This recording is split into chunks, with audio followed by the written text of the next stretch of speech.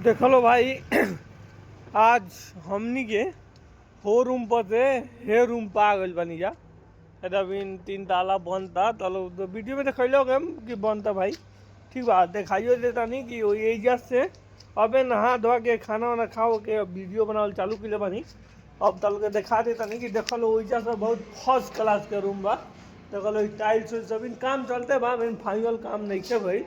ठीक बा, अब होता देख लो हेने लैट्रिन बाथरूम बा, ऐसे नहाए वाला बा। नहाए वाला खूब बढ़िया बा। बस एगो ये चीज़ के कमी बा भाई, एगो हैंगर चाहिए हेने आ एगो होने साबुन रखे वाला। ठीक बा, दोनों बगल अरे देखो कितना मस्त टाइल्स लगा के खूब बढ़िया रूम बा एजा के। ठीक बा नु।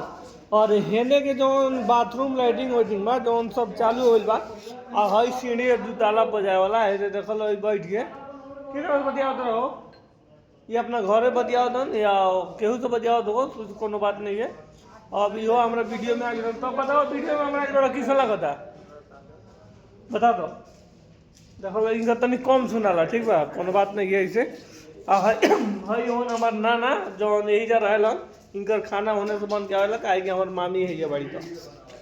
और देख लो ये तो रूम बहुत बढ़िया बढ़िया बन गई बा। हैजा हम देखा देतनी हैजा अभी काम चलता था। देख लो अभी एथी उथी रहबे करी अभी काहे कि बढ़िया साफ सुथरा रही ना, काम चलता अभी तो ये पानी वही सब चलता। देखो नाना पैर हाथ धोत रहा लैट्रिन बाथरूम बा।